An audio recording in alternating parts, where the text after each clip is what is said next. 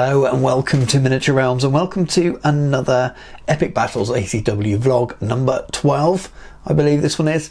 I think this might be a little bit shorter than the last couple, so under 20 minutes rather than the edging towards half an hour, but who knows?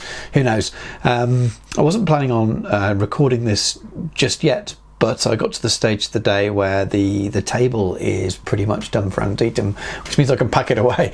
I've had this weird thing where I've decided I wanted to leave it out until I finished all the terrain for it, but I need to play some other games and things on it now and do bits and bobs, so looks like I can pack a lot of this away, which is good. But what you can see in front of me on the desk is some buildings. The Timecast models arrived after recording the last vlog, so let's have a little look. Now, I've painted some of them. I did record a short video, but the sound was a bit messed up on it. But this is what you get with Timecast models. It's probably looking quite bright on the screen, so I don't know how well it's coming out, but it's plaster, I believe. Pretty good value. The reason I'm not using this one is just because of the size, and we've discussed that on many videos, so I won't bore you all too much with it. But it's very much a good 15mm building, but it's just a little bit too chunky for the footprint that I need on the table I'm using for Antietam at the moment. But I will paint it up, and I will no doubt use it for games that are a smaller scale battle. Let's move that out of the way, and I'll show you the other Timecast buildings first. So you got this one. I believe this is supposed to be called the Farm Shop. I hope that's focusing okay. It's hard to tell on my little screen, but I think that's called the Farm Shop. So you got a little hatch there. I don't know if you can just see that.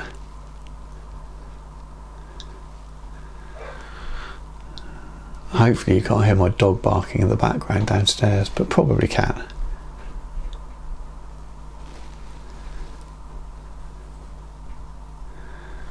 So these were primed black, and then heavy zenithal with grey, and then with white, and then it's contrast. So it'll actually contrast apothecary white, wildwood on the roof. Very much the same method I used on the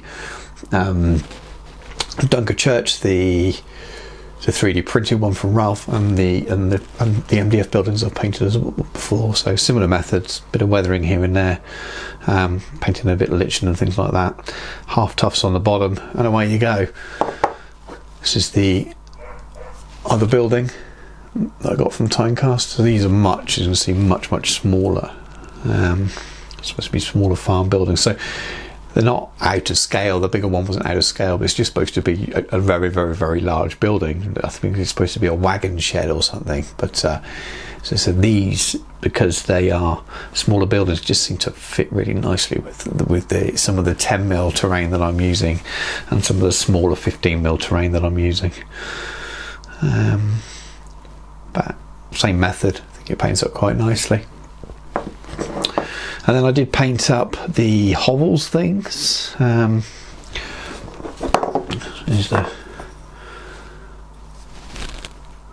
a bit of a rickety farmhouse, but it will do the job. Now these buildings obviously don't match the named buildings on the battlefield, but they're about as close as I'm going to get. I forget who it is when I'm recording this now without looking it up, but someone gave me an idea of an American company, which I've forgotten the name off the top of my head now as well, probably in the comments for the last video, so I do apologise. But I did have a look, and they look good, and they do some Antietam proper farmsteads, but I feel they'd be too big. But the cost as well, they seem quite expensive, and it's coming from the US, so I think it was going to cost me about $40–50 just for a couple of buildings. When you add on shipping and potential tax coming into the UK now with things the way they are, I just think it was going to get too expensive, so these will suit my need at the moment much better. But yeah, same method as previously. I've done slightly different colour sort of shutters on each building. I don't know how realistic that is. Probably blue shutters weren't really a thing, but anyway, that was one of the Hovels buildings, or the second one. No, sorry, it wasn't. This was a Hovels building, and this is one of the and I forget the name every time. I'm going to put it on the screen now. Along with this one, they are buildings that I've had for a while, little 10mm ones, but they paint up nicely. I went for the sort of white wood. I think seems realistic from what I've seen. I know they're painted in that sort of way now, as the battlefield tours I've seen on YouTube and things, so I think that white was a fairly good colour to go with. But yeah, I think they've painted up quite nicely. And then, sorry, the last couple of Hovels things, so these are from the farmstead. So it's a little wooden shed.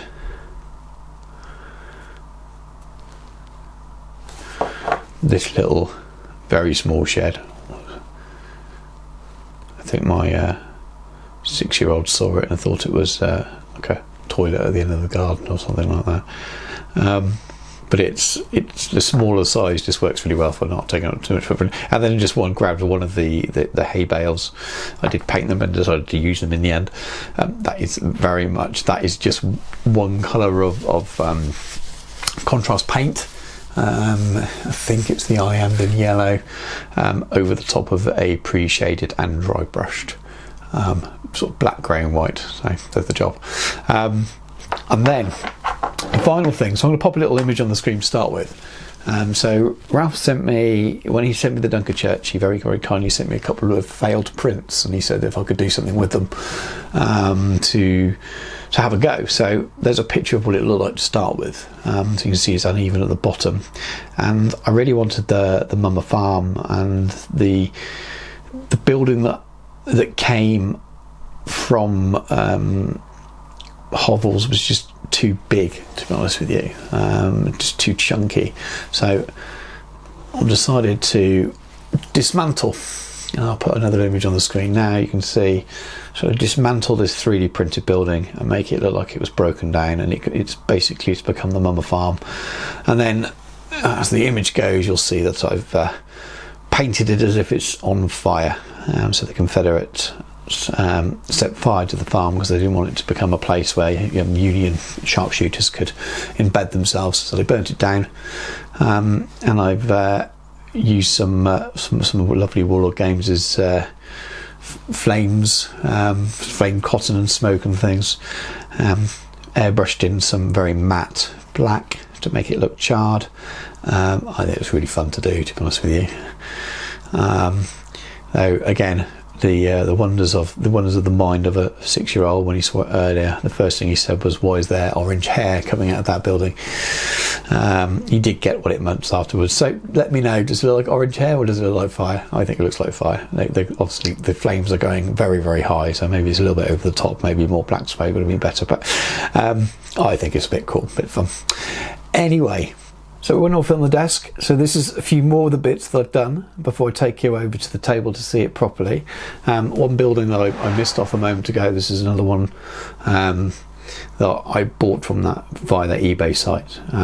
Just again, very much more of the same. I took all of the fencing that I had and I've just added some earth texture and some flop to the bottom, super glued it on so it's not flaking off with it being packed away in boxes and things. So I've done that to all of the fences. It's made them a little bit more bottom heavy as well, so they don't knock over quite as much, and they're just finished. And I've done the same as well, added a little bit of flop to the bottom of the trees, so they're all finished, all these little bits and bobs and snagging. And then on the last vlog, you may, if you've seen it, you'll have known that I've bought this Maysfield, this cornfield stuff from, I got it on Amazon, but it's from a German railway company, and you get these plastic strips. And we'll just grab one out. So for those of you who haven't seen vlog number 11, that's a trimmed off bit, but you get the idea. So it comes on a little base, and you get some flop to go on afterwards. And what I've done for my main cornfield, as in the cornfield, I've glued it around the edge, so super glued it on around the edge of the mat. I don't know if that's, hopefully the camera's picking it up. I just wanted to tart up and make my main cornfield, the cornfield at Antietam, look a little bit posher than just the mats, and I think it works really well. I haven't got enough to go around and do the edges of all my mat cornfields, but I may well go back and purchase more in the future. I think another pack and I could probably do it. But the main thing was making the one in the centre of the gaming table really stand out. So that's a nice to do. I've got lots more important things to do, but I think it works really well, and it could be something to do in the future while making these cornfields. Now I should pop a couple of images up on the screen now. You can see where I've glued it on, and then I've come along with the scissors and just trim them off a little bit, and then I did dry brush slightly and then just glue on a little bit of the flock stuff, but it all blends in okay, and then I've dry brushed a little bit of paint on the top of the cornfield itself, but then from the side it just makes it look a little bit more like a cornfield rather than the edge of a doormat. So I'm quite happy with the way it's turned out, and it's really strong. I don't think it's going off anyway. So I said this was going to be a shorter one. I think it'll still be a shorter video than normal.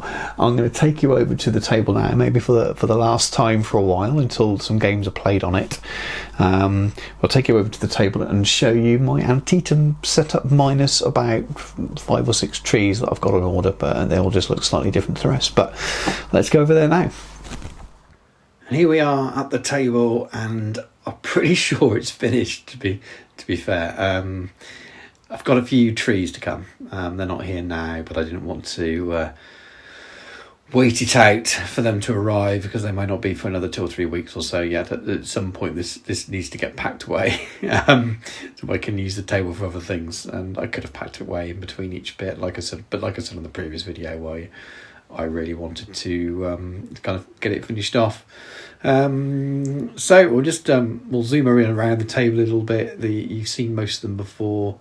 I've shown you already the kind of little bits I've been doing at the desk, but we'll just zoom around and give you an idea of the battlefield, really. And here we are, a helicopter ride over the Antietam battlefield. We'll be going up the Hagerstown Pike here. There's the Dunker Church, and just almost off picture to the side there is one of the Poffenberger farms. That would be the Miller farm there, and then in the top left there would be Nicodemus, and the top of the picture is the other Poffenberger farm. Come back slowly over. That's obviously the cornfield and the barricade and all the snake fencing and things around it.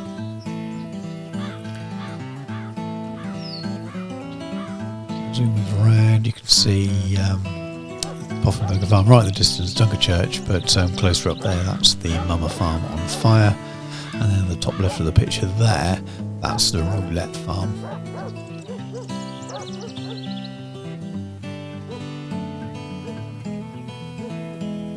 So I've was a bit silly, and I added some country music.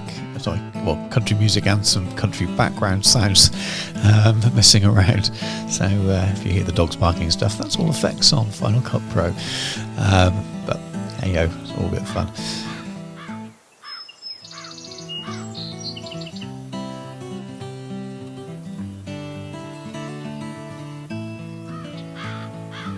Just gone around really another angle, just to kind of give you a second view, slightly different view of all the things we've already seen.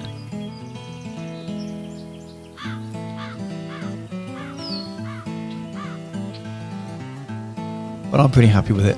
It'll do the job. I'm looking forward to adding the 5 or 6 extra different style trees I've got, just to add a little bit of colour and flavour. But it's essentially done now, and I will pack it away so I can use the table. I look forward to getting it out for a big Antietam game in a few months' time, hopefully. I just thought I'd finish the video off with some stills. So I recently purchased some railway backdrops, photographic ones. I think they are parts of the UK, but you can get away with it, I think. And they work quite well. They're just mounted on, I think they're about 3 foot long, and they're mounted on foam board. I've mounted them on foam board. They were sticky back. I got them on eBay, and just clip them on the edge of the table I've got. They clip on really, really easily. And yeah, you can just get some fun pictures. Probably should have done some with some miniatures on, but I no doubt definitely will in the future. And there's the famous cornfield itself. So anyway, thank you very much for watching the video. Please do like, share and subscribe and all that stuff. Plenty more ACW stuff coming, and I will catch you soon.